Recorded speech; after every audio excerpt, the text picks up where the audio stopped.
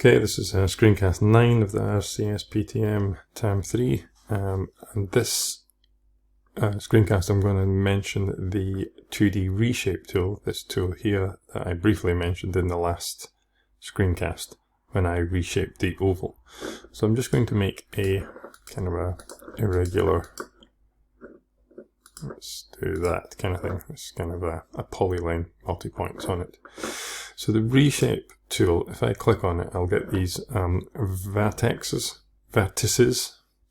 around it, and the Reshape tool uses these vertices or lines between them in order to reshape. So you can, the first option here is to position the cursor over the desired vertex and drag it. So if I can grab that, pull it out, I can reshape that tool. Fairly simple.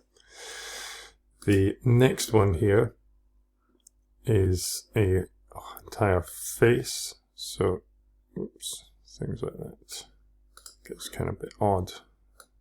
See it tapering. I'm just pulling that face out, and the shape changes with it.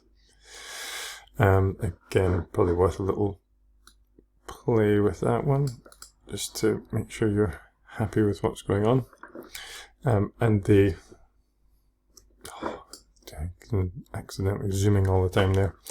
And the last one here is pretty confusing. It's well, it's not confusing. Sorry, it just needs a little bit of attention. What this is changing the type, the type of the vertex into something else. So this here, this tool, you can see the other tools are activated. These menus along here are all grey. When this one's activated, we have a choice. So this point at the moment, let's choose this one, is a corner vertex. If I change the type of it to a, let's see what this one says. Let's get its technical name, cubic spline point, and click on it. I should round off that corner. So I've changed it from a corner to a different kind, a curved cubic spline point on the. If I go back, hopefully I can reverse that, click on it, turn it back into a corner again. So these here are allow you to change the vertexes from one thing to another. Will take quite a little bit of playing to get a real handle on this, and not a tool I use a lot, but it might be something that's useful for you. The preferences here are the same as we saw in the previous tool with the fillet radius of the final. So this fillet circular arc point mode, the preferences just refers to that, as to how rounded the corner is. These two tools here are adding in vertices. So if you needed to grab this a vertex on this object, and there isn't one, by clicking we can add, if I click on that, we can add in extra vertices. So this one now has a point there it didn't have before. We can remove them. Let's have a look. There you go, click on that and I've removed that corner.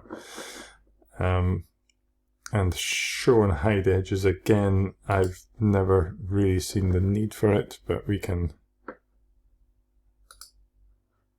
click off that edge. Again, I'm not entirely sure what that would be for. Maybe somebody else can explain what that's useful for. But anyway, the 2D Reshape tool is worth playing around with.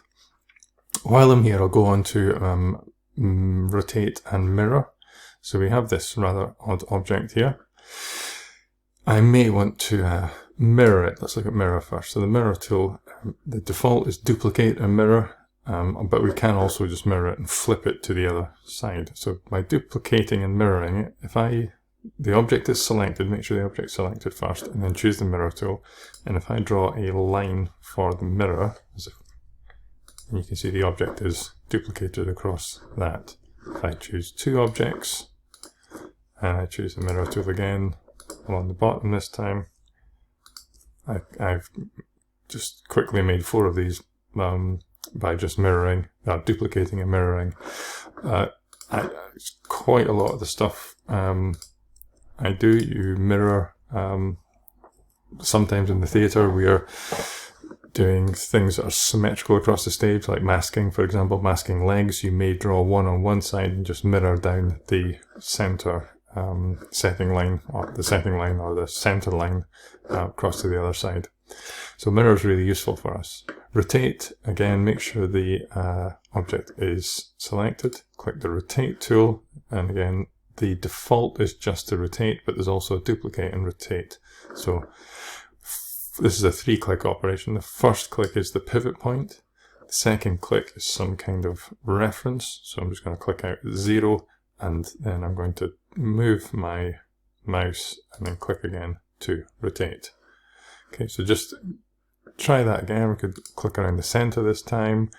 We can click a corner for the reference point, and then we can rotate that round its center point. Hopefully you can see the blue ghost of where it's going to end up. There we go.